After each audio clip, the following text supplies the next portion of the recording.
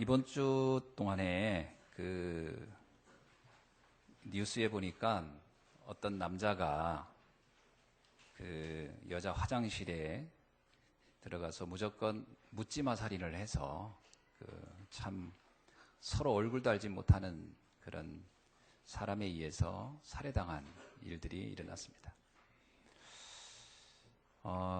또 어느 영상을 보니까 그 엘리베이터에 어떤 아가씨가 탔는데 거기에 또 어떤 남자가 탔어요. 근데 뒤에 이렇게 CCTV에 보니까 그 남자가 갑자기 가방에서 돌을 꺼내더니 그 엘리베이터 앞쪽을 향해 이렇게 서 있는 아가씨 뒤를 그냥 뒤통수를 내치는 그런 장면이 나왔습니다. 다행히도 그 아가씨는 죽지는 않았고 병원에 급히 우송돼서 이렇게 치료를 받았다 하는데, 문제는 이 남자가 그 여자에 대한 개인적인 아무런 감정이 없다는 겁니다. 그 왜 그랬냐 했더니 그냥 순간적으로 그러고 싶었다. 정신병이죠. 뭐 정신병이라고밖에 더 하겠습니까? 물론 뭐 사회가 어떠니 뭐 얘기하지만 또 뭐 나는 여자한테 뭐 무시당해서 그랬다. 뭐 우리가 살면서 무시당한 일이 있으면 뭐 다 죽입니까? 그런 건 아니거든요. 그게 영적 문제입니다. 그러고 보면 지금 세상은 정신병동이다라고 할 만큼 참 심각해요. 그러니까 우리가 마음을 놓을 수가 없는 거죠. 마음을 놓을 수가 없어요. 어떤 일이 어떻게 일어날지를 예상을 못하는 거죠. 지난번에 어떤 그 비행기는 부조종사가 갑자기 그냥 조종관을 붙잡고 스위스에 있는 그 산으로 그냥 날아가서 그냥 받았어요. 거기 비행기 탄 사람은 아무도 왜 자기들이 죽어야 하는지 모르게 다 죽었습니다. 그랬더니 뭐 하는 얘기가 뭐 그 조종사가 뭐 우울증이 좀 있었다, 뭐 그런 얘기죠. 참 이게 비극인 거죠. 그 비행기를 탄 사람들이 무슨 죄가 있습니까? 저도 비행기 타고 해외를 왔다 갔다 하니까 비행기 탈 때마다 그런 생각을 들어요. 기도가 나오더라고요. 이 조종사가 정신문제 없기를, 그래서 어디 산에 가서 꼬라박지 않도록 잘 착륙하게 해달라고. 안 할 수 없는 거예요. 오늘 우리가 살펴볼 이야기는 출애굽기에 기록된 9번째 재앙에 관한 얘기죠. 흑암이 애굽을 덮은 이야기입니다. 흑암은 단순히 그냥 물리적인 빛이 없는 캄캄한 밤을 얘기하는 건 아니죠.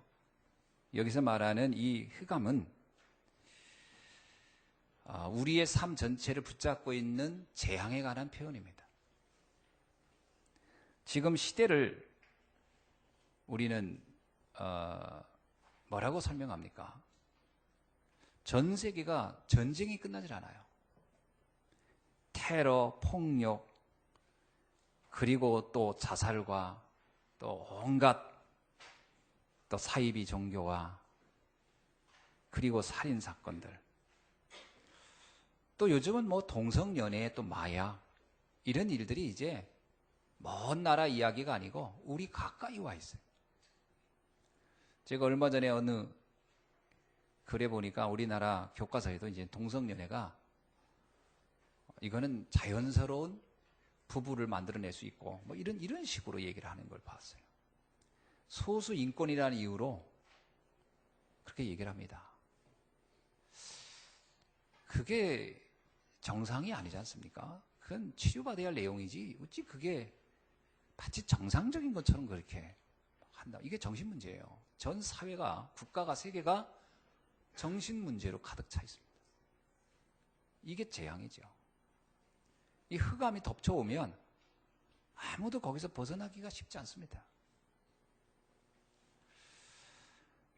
바로 이 성경에 보는 이 흑암이 덮였다, 이 말은 바로 이런 재앙을 말하는 거죠. 재앙이 애굽을 덮쳐버린 거예요. 한 개인이 문제가 아니에요. 이거 그 나라 전체가 그렇게 돼버린 거예요. 지금 전 세계는 이게 어느 한 나라만 그런 게 아니라 전체가 다. 이제 중동의 문제는 중동의 문제가 아니에요. 유럽의 문제가 되고 또 이게 이제 전 세계의 문제가 되고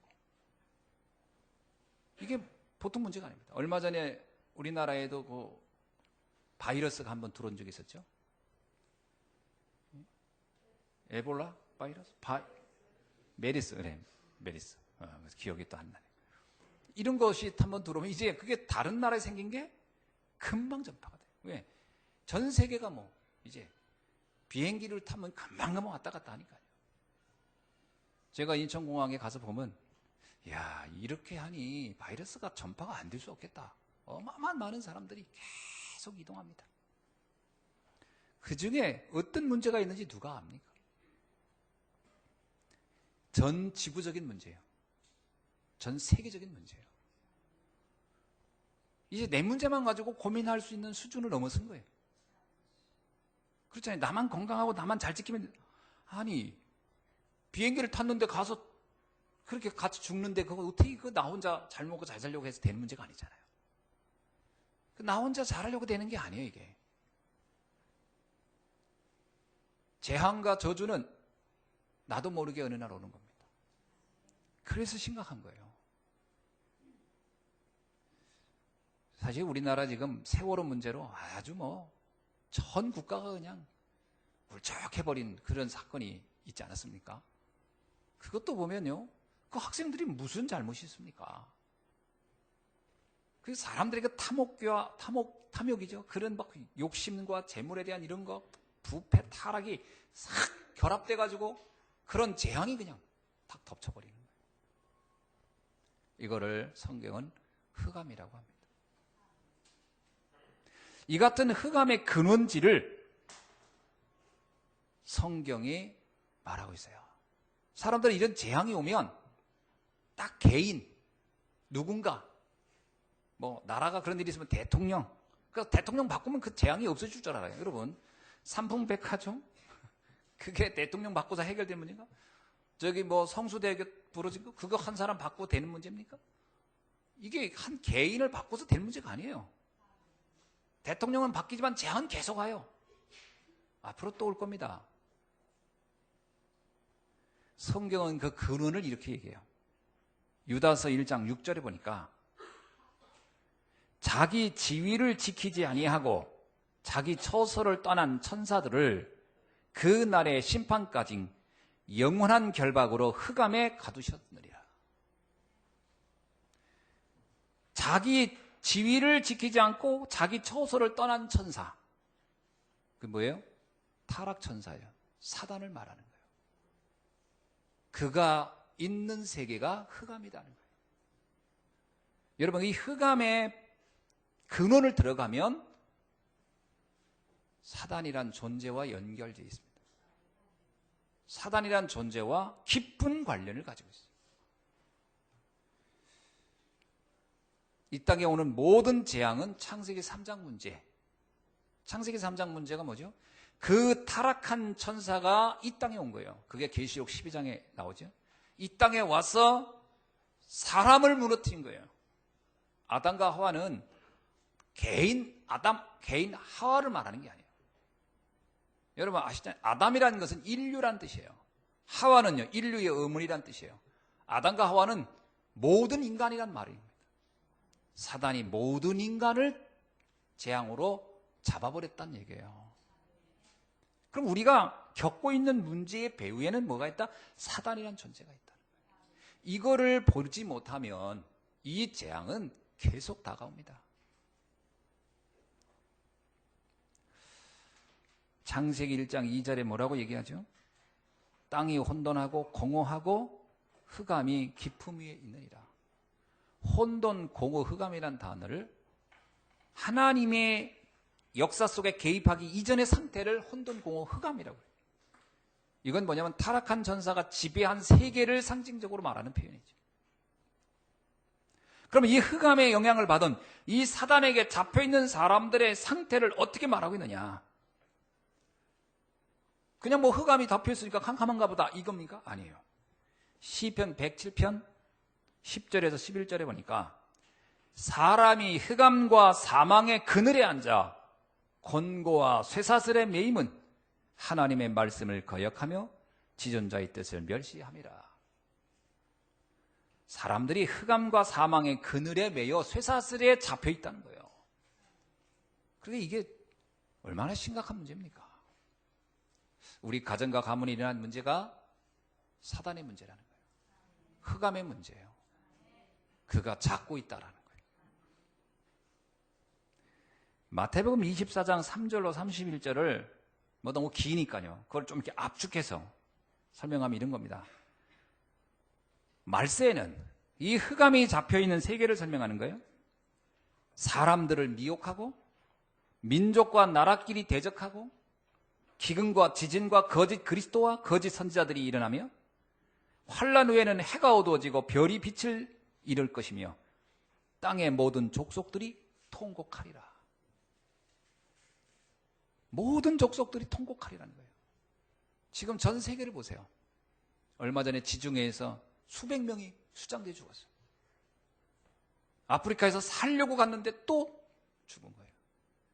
수많은 사람들이 지금 이런저런 고난과 고통으로 죽어가고요. 모든 민족이 통곡하리라. 참 심각한 이야기입니다. 자, 이 흑암의 세력을 몰아내는 방법이 뭐가 있을까요? 어떻게 해야 이 흑암을 막아낼까요? 이걸 우리는 생각하지 않을 수 없는 거죠. 사무엘하 22장 29절에 보니까 여호와여 주는 나의 등불이시니 여호와여 나의 어둠을 밝히시리다. 하나님은 나의 등불이니 내게 있는 어둠을 몰아내달라는 거예요. 인간의 삶과 역사 속에 개입한 이 흑암과 재앙과 저주를 몰아낼 방법은 하나님밖에 없다.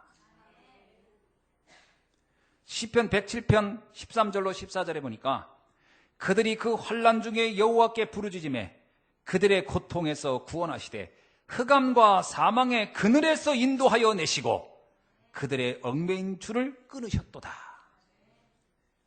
우리가 하나님 앞에 기도할 때 이 흑암과 재앙의 저주에서 우리를 건지시고 이 모든 얽매인 것을 끊으셨다. 하나님의 주권 속에서만 하나님이 하시는 능력으로만 이 흑암의 문제가 끝난다는 겁니다.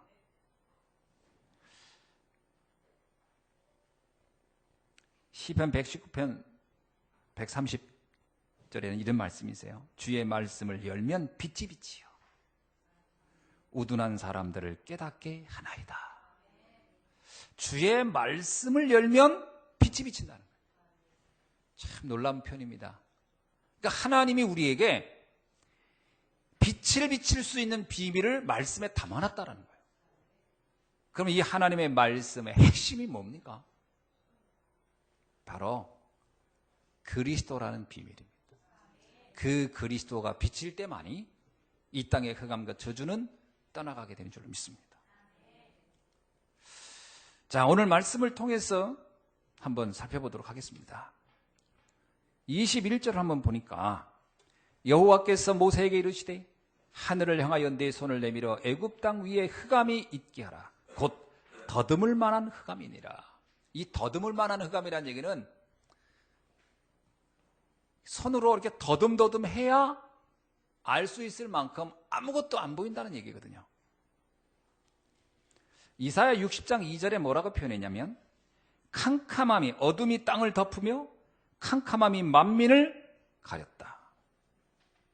원래 그 이집트인들은 태양신을 굉장히 숭배했습니다. 태양신을 라신이라고 하는데요. 이 라신이 신 중에 가장 으뜸이다. 뭐 그렇게 했고, 그래서 바로 왕을 라신의 자녀다.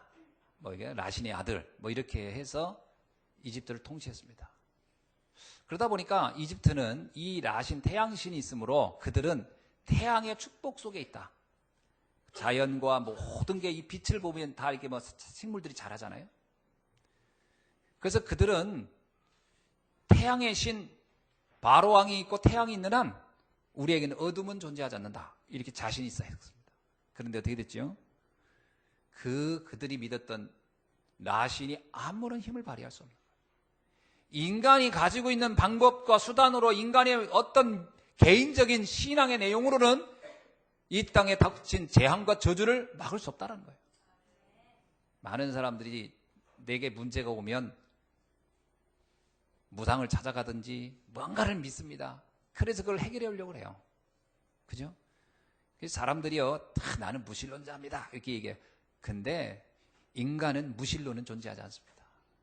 뭔가는 믿어요. 뭐 돈을 믿든 사람을 믿든 자기 재능을 믿든 뭔가 믿습니다. 근데 그게 뭐냐면 자신에게 닥친 재앙을 해결해 줄 거라는 확신이에요. 이집트인들은 라신이 재앙을 해결해 줄 거라고 확신했어요. 그러나 어떻게 됐습니까? 그게 아무런 힘을 발휘할 수 없는 거예요. 재앙이 밀려올 땐 그 라신이니 아무리 바로 왕조차도 이 어둠 앞에서 깜깜해서 답답해서 어떻게 할 줄을 몰랐어요. 여러분,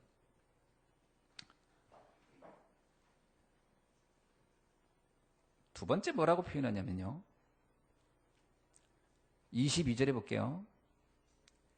23절에 봅시다. 그동안 사람들이 서로 볼 수 없으며 자기 처소에서 일하는 자가 없었다. 사람들이 서로 볼 수가 없어요. 너무 어두워서. 그리고 처소에서 일어날 수도 없었다. 이게 무슨 말입니까? 서로 볼 수 없었다. 이 말은 뭐예요? 분별할 수가 없었다는 거예요. 누가 누군지를 알 수가 없었다는 거예요. 영적으로 어두워지면 분별력이 없습니다. 몰라요. 사람을 못 알아요. 이게 살인자인지 이게 정말 나를 복줄 사람인지 구분을 못해요. 가장 가까운 사람이 나한테 그런 해를 끼칠지 어쩔지 구분을 못해요. 영안이 어두우면 모르는 겁니다. 여러분, 우리가 흑암이 덮쳐버리면 보는 눈이 뭐 없어져 버리니까요. 이게 문제입니다. 그래서 열심히 한 것 같은데 예수님이 표현했어요. 장님이 지금 길을 걷는 것 같은 것이다. 더듬더듬하며. 근데 여러분, 장님이 걷는다고 생각합시다. 이게 뭐가 내 앞에 있는지 알지를 못하잖아요. 그러니까 장님이 길을 건너는 모든 것이 다 위험한 거예요. 제가 군대에 있을 때 가끔 예화를 들잖아요.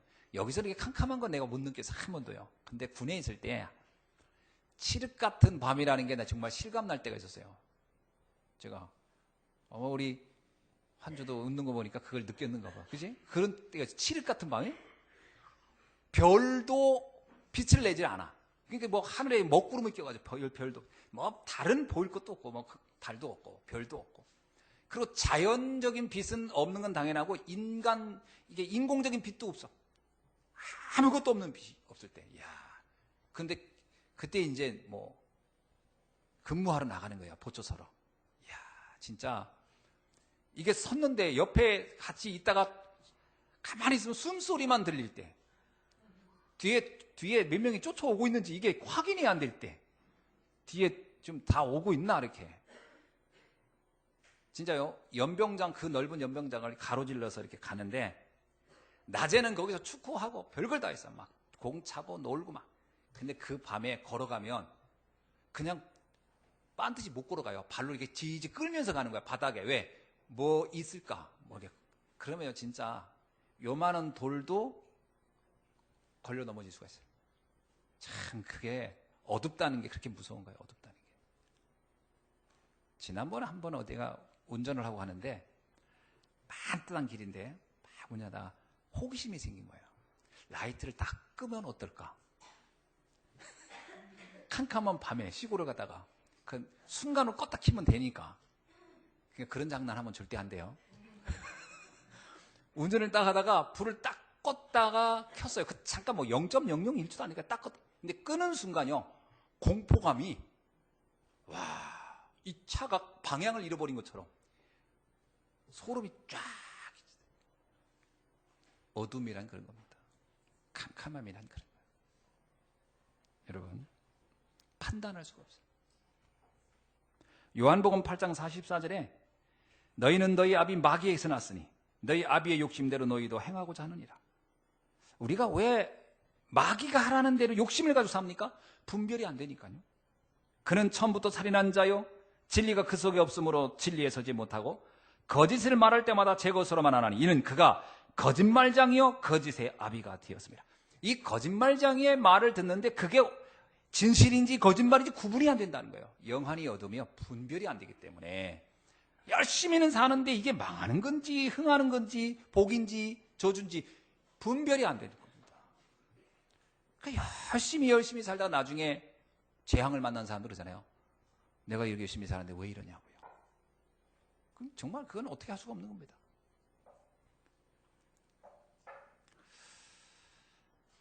그리고 또 뭐라고 얘기합니까? 처소에서 일어나는 자가 없었다. 여러분, 처소에서 일어나는 자가 없다는 얘기는 뭐예요? 뭔가 의욕을 가지고 뭔가를 해야 할 이유를 못 발견했다는 거예요. 완전히 무기력해져 버린 겁니다. 흑암이 덮쳐버리면 삶의 의욕이 없어요. 흑암이 덮쳐버리면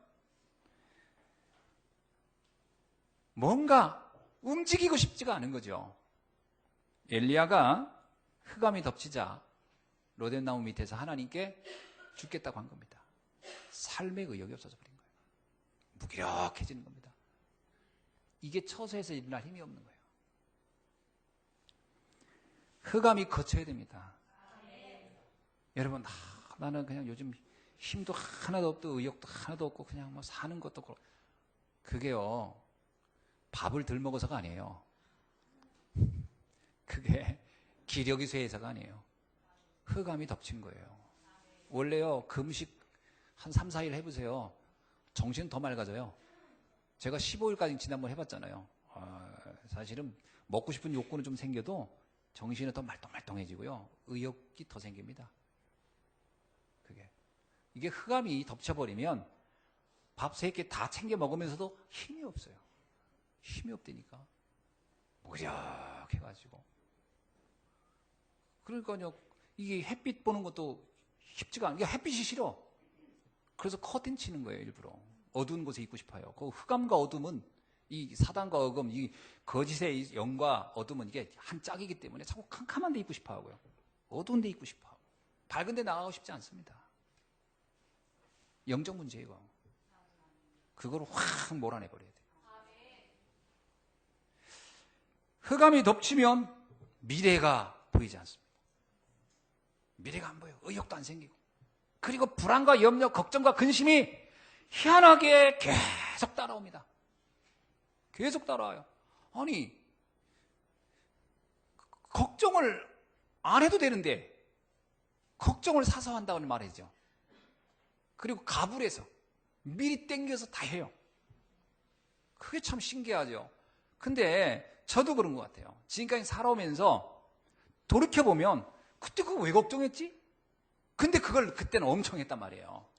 그때 왜 그걸 걱정했을까? 이게 영적 문제란 말이죠. 여러분의 불안감이 이게 영적 문제입니다. 하나님이 그러잖아요. 하나님의 뜻은 뭐냐? 항상 기뻐하고 감사하고 기도하는 것이 하나님의 뜻이라는 거예요. 그게 뜻입니다. 감사가 넘치고 행복하고요. 막 삶이 의욕이 넘치고 이게 하나님 뜻이지. 이게 하나님이 주신 힘이죠. 불안함은 하나님 뜻이 아닙니다. 자꾸 불신자들은 인생은 다 그런 거야.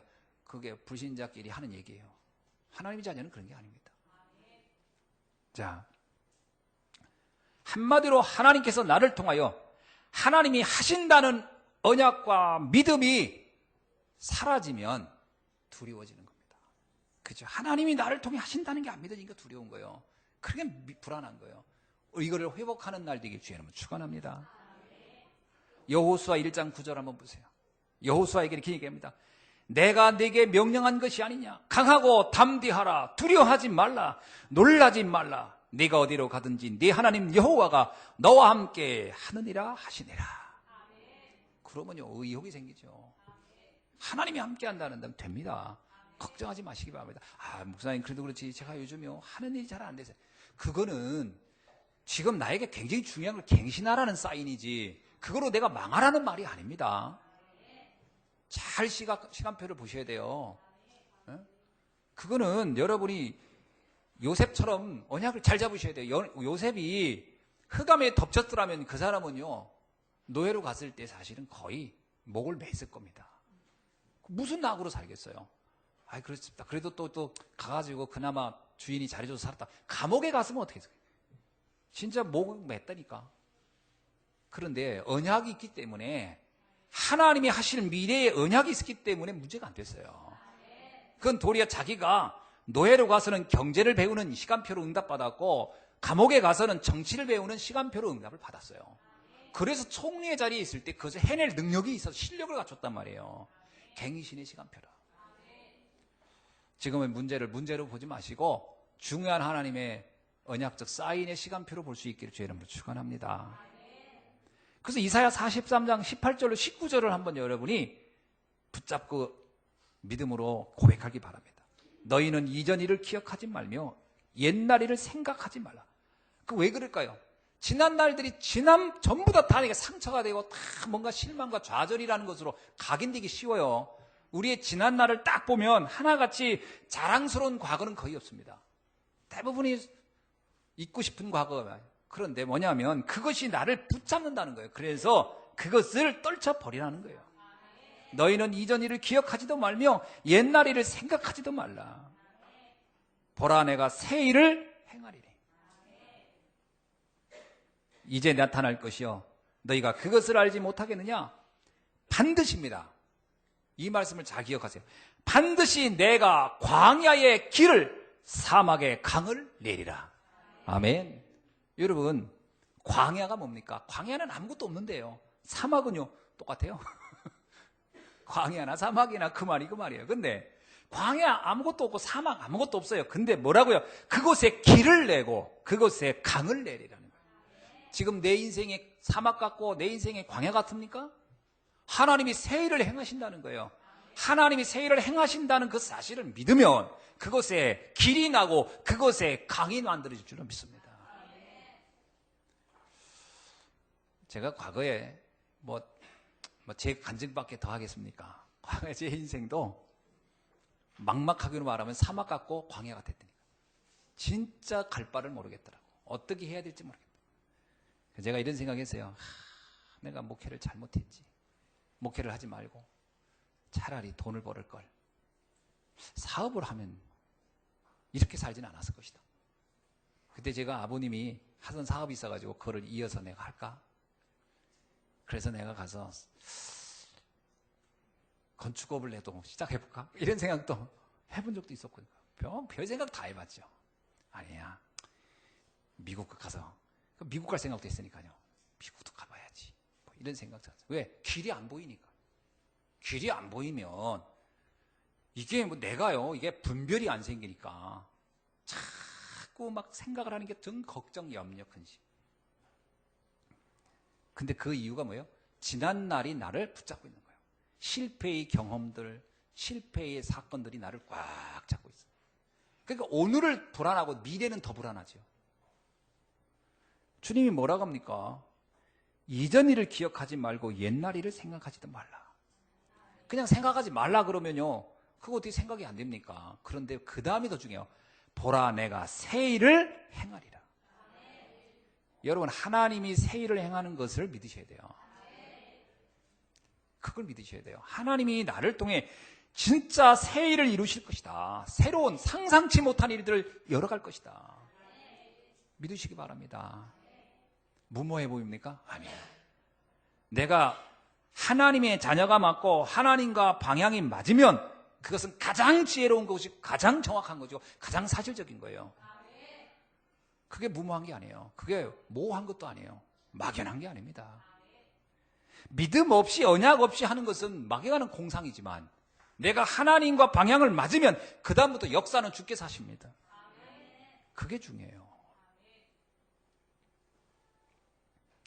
하나님의 자녀에겐 절대로 흑암이 덮치지 않는 줄로 믿습니다. 자, 그 다음에 뭐냐면 놀라운 사실은요, 23절을 보세요. 처소에 일어나는 자가 없는데 온 이스라엘 자손들이 거주하는 곳에는 빛이 있었더라. 이게 놀라운 일입니다. 이스라엘 자손이 있었던 고센 땅에는 어둠이 없었어요.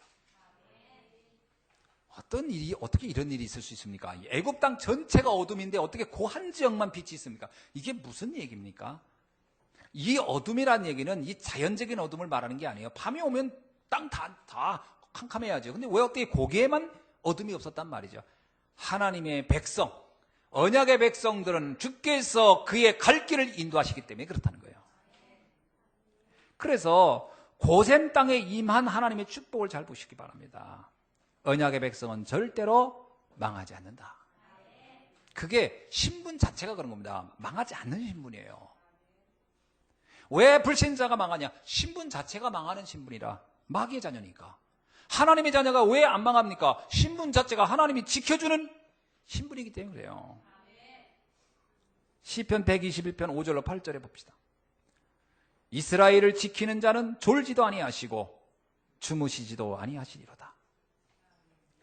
여호와는 너를 지키시는 이시니 여호와께서 내 오른쪽에 네 그늘이 되시나니 낮에 해가 너를 상하지 않게 할 것이며 밤에 달도 너를 해치 아니하게 하리라. 기가 막힌 거예요. 하나님이 우리를 지키신데 그분은 주무시지도 아니하고 졸지도 않으시고, 우리는 하도 잘 졸고 잘 주무셔서 누군가를 지킨다는 게 쉽지 않은 거죠. 그런데 주님은 졸지도 않고 주무시지도 않으셔. 자기의 백성을 지키신다는 거예요. 얼마나 감사합니까, 여러분? 낮에 해가 밤에 달도 우리를 해치 못하도록 지키신다는 거예요. 그러면 나머지는 말할 것도 없죠.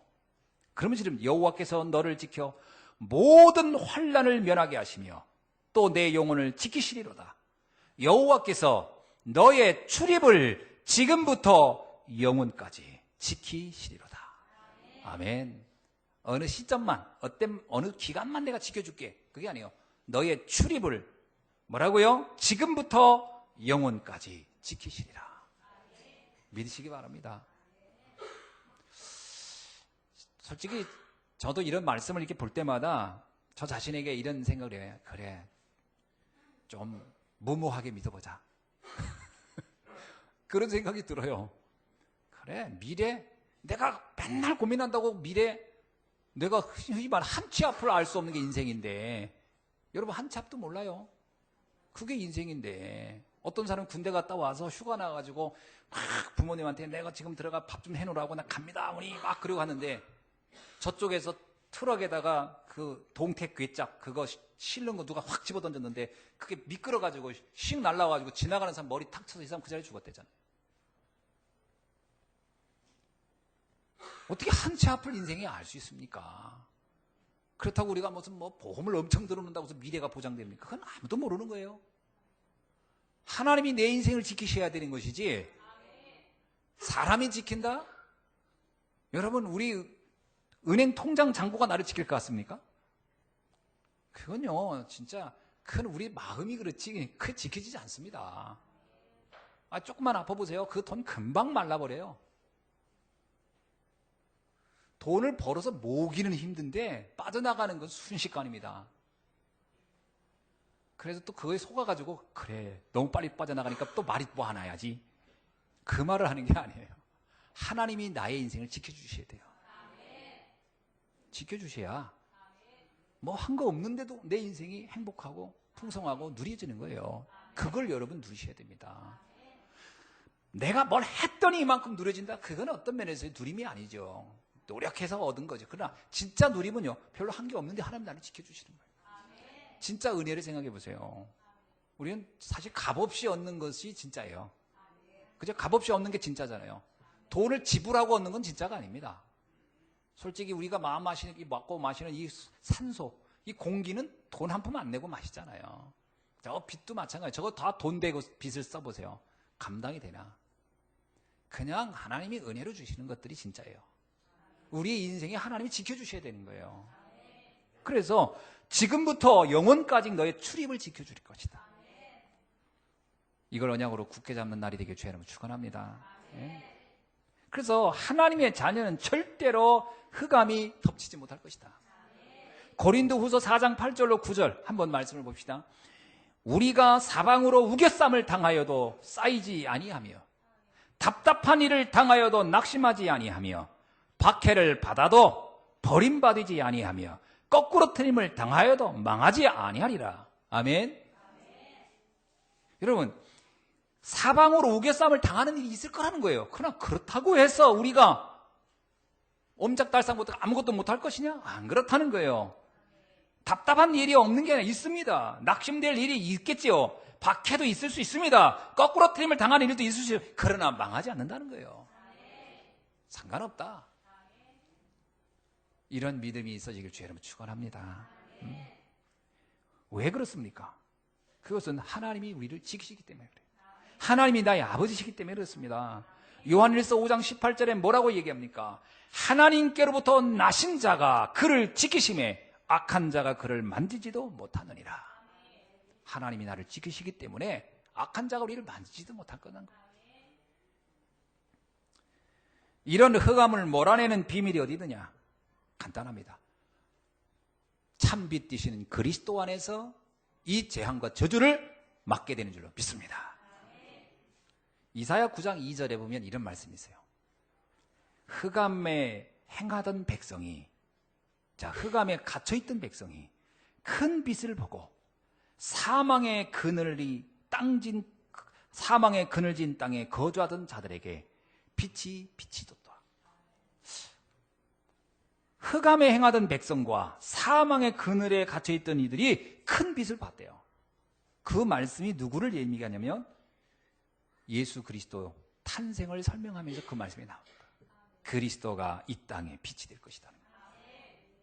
누가복음 1장 78절로 79절에 보니까 이는 우리 하나님의 국률로 인함이라. 이로써 돋는 해가 위로부터 우리에게 임하여 어둠과 죽음의 그늘에 앉은 자에게 비치고 우리의 발을 평강의 길로 인도하시리로다. 주께서 오셔서 우리에게 죽음의 그늘에서, 어둠의 그늘에서 우리를 건져내셨고 평강의 길로 우리를 인도하셨다는 거예요. 여러분, 우리의 인생의 유일한 답은 그리스도입니다. 그래서 요한복음 1장 9절에서 뭐라고 하냐? 참빛 곧 세상에 와서 각 사람에게 비추는 빛이 있었나니. 빛이 와서 비쳤어요. 그래서 요한복음 8장 12절에는요, 예수께서 또 말씀하여 이르시되 나는 세상의 빛이니 나를 따르는 자는 어둠에 다니지 아니하며 생명의 빛을 얻으리라. 오늘 우리가요, 진짜입니다, 여러분. 예수가 그리스도라고 하는 언약을 여러분이 정말 붙잡는 날, 우리는 어둠에서 벗어나서 빛의 길로 걸어가게 되는 줄 믿습니다. 말씀을 정리하면서 몇 가지 마지막 부탁의 말씀을 드립니다. 여러분, 우리가 이 정체성을 좀 발견하길 바랍니다. 어떤 정체성을 발견했냐면요, 우리를 붙잡고 있는 질병 중에 최고 큰 질병이 무능입니다. 무능. 이 무능이 떠나야 돼요. 이 무능이 언제 떠나느냐? 하나님이 나와 함께하여야 떠나는 거예요. 내 힘으로는 이 무능을 못 벗고 사나요? 여러분, 우리가 공부를 잘한다고 성공합니까? 아닙니다. 제가 옛날에도 아니고 고등학교 다닐 때 우리 선생님이 그랬어요. 우리 생물과 선생님이 뭐라고 하냐면 우리 학생들한테 그랬어요. 야, 공부 열심히 하려고 하지 마, 임마. 내가 전교 1, 2등 했는데 내 생물 선생님밖에 안 됐다. 막 그러는 거, 이분이. 공부 잘한다고 출세하는 거야. 내 친구 중에 반에서 막 중간밖에 아닌데 그놈은 지금 회사 사장돼가지고 돈을 엄청 벌고 있어. 공부한다고 성공하는 거 아니야? 막 이렇게 얘기하더라고. 그래서 우리가 공부하지 말아야 되나? 그 말이 아닙니다. 그분은 자기가 했는데 그렇게 된 거에 대해서 좀 뭔가 억울해서 그렇게 표현했는지 모르지만 지금 공부하지 말라 이 말도 아니고, 예? 공부해야 된다 이 말도 아니에요. 하나님이 내 인생을 책임져 주셔야 돼요. 그러니까 공부를 잘한다고 해서 또 뭐 열심히 세상적인 걸 잘한다고 해서 하나님이 안 도와주면요, 그 길이 안 펴요. 주께서 내 길을 열어주셔야 되는 거예요. 그래서 여러분, 이사야 22장 22절 그대로예요. 닫으면 열 자 없고 열면 닫을 자 없다 그랬어요. 하나님이 내 인생을 열어주셔야 되는 것이지, 아니 하나님이 안 열어주는데 내가 열려고 몸부림쳐 보세요. 열어지나? 하나님이 내 인생을 열어주셔야 돼요. 정말 이 비밀을 여러분 꼭 오늘 붙잡고 가기를 바랍니다. 그래서 무능을 벗어나려면 하나님이 나를 붙잡아 주셔야 되거든요. 이제 순서를 좀 바꿔서 설명하겠습니다. 먼저 내 수준을 바꾸셔야 돼요. 여러분, 내 수준이 어떤 수준이냐? 보통 수준이요, 우리가 자꾸 의식주에 매달리는 수준이라. 마태복음 6장 31절 33절을 보면요, 예수님이 너무 답답한 거예요. 사람들이 먹고 마시고 입는 데만 매이잖아요. 그러면 그 수준 못 벗어나요. 그럼 이렇게 얘기합니다. 목사님, 그래도 그렇지 먹고 사는 게 해결이 안 돼서 그래요. 그러니까 벗어나라는 거예요. 거기에 내 눈이 꽂혀버리면 어차피 해결도 안 될 건데 그냥 겨우겨우 살다 간다니까, 인생. 눈을 거기서 벗어나야 돼요. 어떻게 해요? 그의 나라와 의를 구하라는 거예요. 이거는요, 여러분 생각 잘 하셔야 되는데, 목사님, 저는 먹고 살기 위해서 해결되면 그 다음에 그의 나라와 의를 할 겁니다. 세월이 안 기다려줄 거려. 그거 착각하고 있는 겁니다. 그의 나라와 의를 먼저 구해야 돼요. 그래야 나머지가 해결돼요. 완전 역설적인 거예요, 여러분. 살고자 하면 죽고 죽고자 하면 산단 말이 어떤 말이에요? 그것도 굉장히 역설적이잖아요. 그 이순신 장군도 알던 이야기를 우리가 모르면 되겠습니까? 그게 뭐냐면요, 본질을 꿰뚫어 봐야 되는 거예요. 그래서 우리의 수준을 바꾸라. 마태복음 10장 34절로 39절에도요, 우리의 수준을 가족주의적 수준에서 넘어서라는 거예요. 그 얘기가 그 얘기입니다. 가족이라는 범위를 벗어서 알아는 거예요. 그 수준에 머물러서 우리 자녀, 우리 애들, 우리 식구, 그러면요, 내 인생이 그걸 넘어설 힘이 없다니까. 시대적인 인물을 보세요. 다 넘어섰어요. 어느 정도 네 십자가를 지고 나를 따를 만큼 되면 돼요. 그래, 하나님의 나라를 위해서, 세계복음을 위해서 내가 고난이 있어도 나는 간다. 이 정도 돼. 여러분, 베드로가 가족을 넘어선 거예요. 넘어섰기 때문에 시대적인 인물이 된 거예요. 세계로 움직이는 인물이 된 거잖아요. 그가 만약 가족이라는 범위를 못 벗어났으면 어떻게 될까요? 그는 그냥 갈릴리에서 그냥 어부하다가 죽은 거예요. 뭘 그 바랄 게 있었겠습니까? 그냥 평범한 한 인물로 살다가 그냥 평범하게 가는 겁니다. 어느 날 그걸 넘어선 거예요. 배와 그물을 내버려두고 가족을 두고 떠났어요. 그럼 그 얘기는 무슨 얘기입니까? 지금 가족 다 돌보지 말고 가란 말인가? 아니야. 내 눈의 시야를 옮겨놓으라는 거예요. 옮기셔야 됩니다. 그래, 정말 복음을 내내 산다. 한번 그렇게 결단해보세요. 그 다음부터 하나님이 어떻게 역사하는지를요. 기준을 바꾸셔야 돼요. 두 번째, 내 기준이 아닙니다. 하나님의 기준으로요.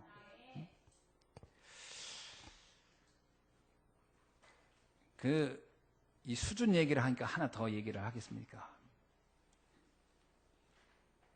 사도행전 13장 47절에 보니까 주께서 이같이 우리에게 명하시되 내가 너를 이방의 빛으로 삼아 너로 땅끝까지 구원하게 하리라.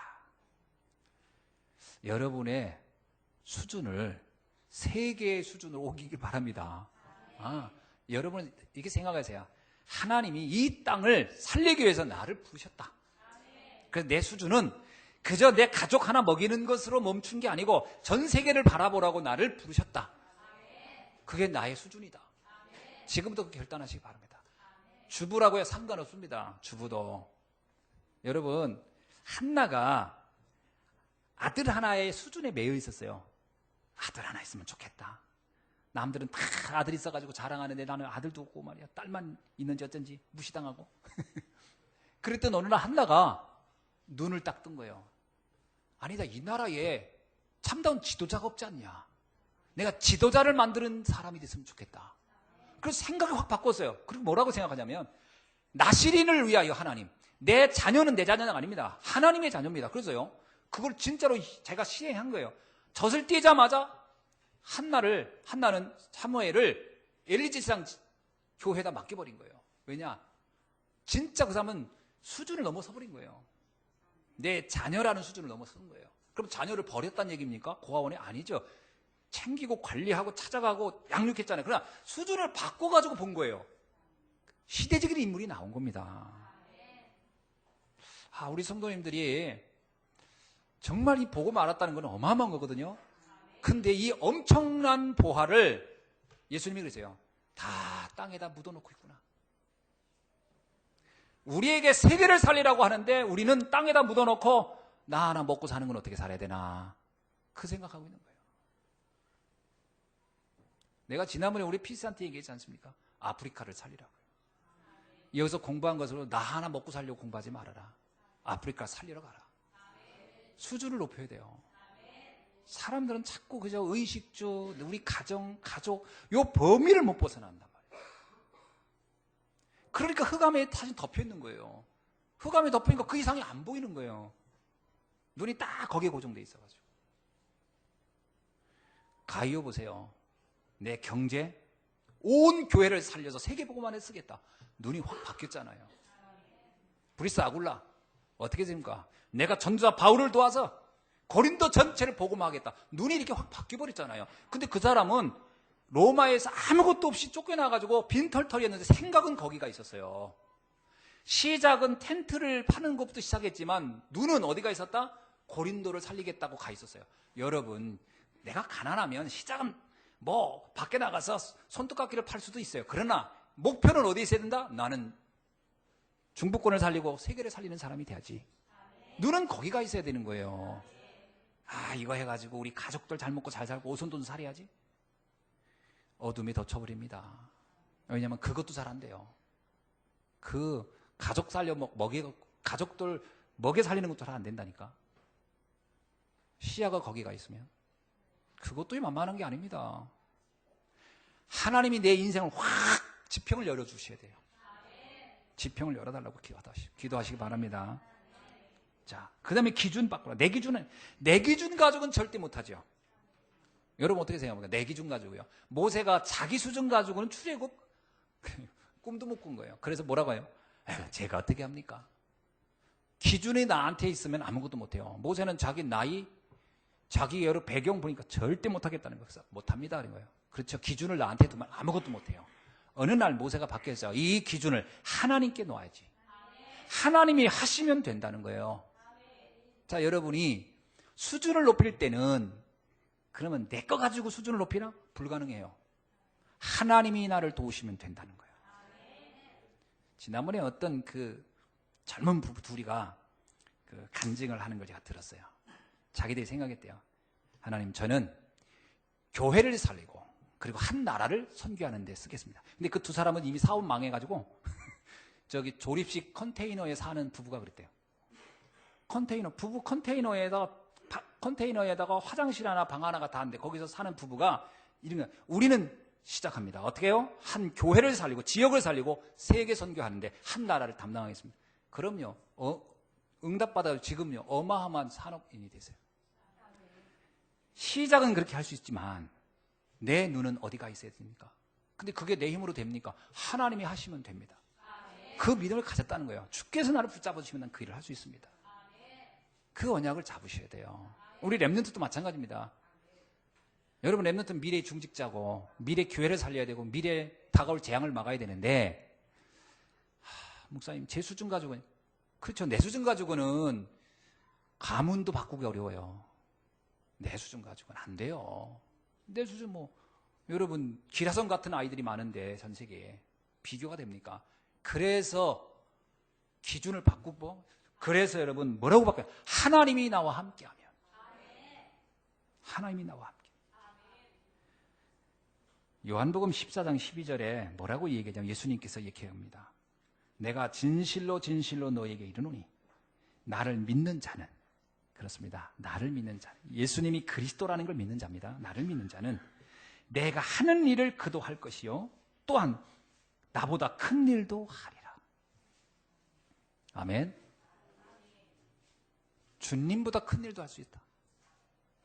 전제가 있어요. 나를 믿는 자는, 기준을 주님께 옮겨놓은 자는. 여러분, 빌립보서 4장 13절에서 바울이 뭐라고 합니까? 내게 능력 주시는 자 안에서 내가 모든 것을 할 수 있느니라. 바울이 그때 당시에 생각해 보세요. 로마가 전 세계를 잡고 있고 이스라엘은 말 그대로 속국이고, 이스라엘 사람 중에서 바울 누가 알아나 줍니까? 헤롯 왕과 그의 가문들도 별게 아닌데, 로마에서 볼 때는 근데 그 바울이 뭐라고 해요? 나는 로마를 바꾸러 간다. 대단하죠. 기준을 바꿔버린 거예요. 왜? 내가 아니에요. 하나님의 능력이면. 그래서 로마도 가야 하리라. 그랬더니 하나님 뭐요? 바울에게 네가 반드시 가이사 앞에 서게 될 것이다. 네가 원하는 것이 내가 원하는 건데 그걸 한다면 내가 너를 돕겠다. 이거 아닙니까? 네가 원하면 내가 하게끔 만들어주겠다. 이거 아닙니까? 여러분, 눈을 확 바꾸는 날이 되길 주의 이름으로 축원합니다. 눈을 떠야 돼요. 흑암이 우리를 덮어버리면 아무것도 안 보여요. 뭐만 보이냐? 내 약점만 보여요. 내 연약함만 보여요. 내 실수만 보이고 내 허물만 보이고 내 과거의 실패만 보이고 아무것도 안 보여요. 그리고 두려움과 공포에 잡혀버려요. 그게 흑암입니다. 그게 재앙이에요. 벗어나려면 어떻게 해야 돼요? 완전히 눈을 바꾸셔야 돼요. 여러분, 본질을 보면 됩니다. 본질이 뭐예요? 여러분의 본질이 뭡니까? 내가 누군데 그런 일을 합니까? 이렇게 이제 저한테 물을 겁니다. 목사님, 우리가 누군데요? 근데 하나님의 의지한다? 좋습니다. 그런데 그게 내가 한다는 보장이 있습니까? 이렇게 물어올 수도 있지 않겠습니까? 본질을 놓쳐서 그래요. 본질이 뭐예요? 내가 누굽니까? 신분이. 영접하는 자, 그의 이름 믿는 자들에게는 하나님의 자녀가 되는 권세를 주셨느니라. 내가 하나님의 자녀가 맞습니까? 그러면 거기에 권세도 주신다는 거예요. 내가 어떤 사람, 나는 축복받을 수밖에 없는 신분의 사람이다. 이게 내 본질이에요. 나는 응답받을 수밖에 없고 세계 살리는 전도자로 부름받은 사람이 될 수밖에 없는 신분이에요. 복음을 알았기에. 그래서 여러분, 빛을 소유한 하나님의 자녀요 전도자라는 본질을 놓치지 않기를 바랍니다. 요한복음 12장 36절에 이런 말씀이 있어요. 너희에게 아직 빛이 있을 동안에 빛을 믿으라. 그리하면 빛의 아들이 되리라. 예수 그리스도를 믿으면 빛의 자녀가 됩니다. 자, 빛의 자녀가 되면 어떻게 됩니까? 세계 살리는 일을 할 수 있는 거예요. 그래서 마태복음 5장 14절로 16절에 뭐라고 나오냐면 너희는 세상의 빛이니 산 위에 있는 동네가 숨기지 못할 것이요 사람이 등불을 켜서 말 아래 두지 아니하고 등경 위에 두나니 이러므로 집안의 모든 사람에게 빛이 있느니라. 전 세계를 살리는 전도자라는 것을 비유해서 이렇게 설명한 겁니다. 어떻습니까, 여러분? 여러분의 본질을 잘 보세요. 나는 빛의 자녀구나. 내가 세계를 살릴 사람이구나. 그래서 하나님이 나를 부르셨구나. 그래서 이 복음 알겠구나. 그럼 내가 기준만 바꾸고 내가 조금 수준만 바꾸면 될 수밖에 없구나. 내 수준을 의식주에 매이는 사람으로 살지 않으면 되겠구나. 그럼 내 기준을 넘어서 하나님의 기준을 붙잡으면 되겠구나. 하면 됩니다. 오늘부터요. 지금부터요. 특히 우리 렘넌트들은요. 하나님의 능력, 권한 속에 있는 사람들이에요. 절대 망하지 않아요. 상수리나무, 밤나무가 배임을 당하여도 그 그루터기는 살아있을 것인데 그 그루터기로 한 시대를 바꾼다고 했으니까요. 하나님이 나를 이 시대의 그루터기로 세웠구나. 여러분이 가지고 있는 수준이 여러분의 수준으로 보면 안 되고 하나님의 수준으로 보면 돼요. 시대가 여러분을 기대하고 있습니다. 여러분의 학벌을 기대하는 게 아니에요. 여러분 안에 있는 그 믿음의 능력을 기대하고 있는 거예요. 마지막 메시지 하나 말씀을 읽고 오늘 마무리를 하려고 합니다. 베드로전서 2장 9절입니다. 자, 베드로전서 2장 9절. 너희는 택하신 족속이요 왕같은 제사장들이요 거룩한 나라요 그의 소유가 된 백성이니 이는 너희를 어두운 데서 불러내어 그의 기이한 빛에 들어가게 하신 이에 아름다운 덕을 선포하게 하려 하심이니라. 여러분은 하나님의 택한 자녀요 왕같은 제사장이고 한 나라를 대표할 사람들이고 그러면서 기이한 빛을 전하여 전 세계에 살릴 전도자로 하나님이 부르셨다는 겁니다. 이 말씀을 꼭 언약으로 붙잡고 응답받는 여러분 되시기를 주의 이름으로 축원합니다. 기도하겠습니다. 하나님 감사합니다. 오늘 주신 이 말씀을 통하여 나의 수준과 기준과 본질을 새롭게 볼 수 있도록 하나님 축복해 주옵소서. 그래서 정말로 이 흑암이 가득한 세상을 바꾸는 일에 쓰임받는 한 시대 최고의 전도자의 삶을 살다 갈 수 있도록 은혜 위에 은혜를 더하여 주옵소서. 무너지는 교회를 살리게 하시고 무너지는 후대를 살리게 하시고 무너지는 현장을 살리는 하나님 한 시대 최고의 전도자의 축복 누리게 하옵소서. 그리스도 대신 예수님의 이름으로 기도하옵나이다. 아멘.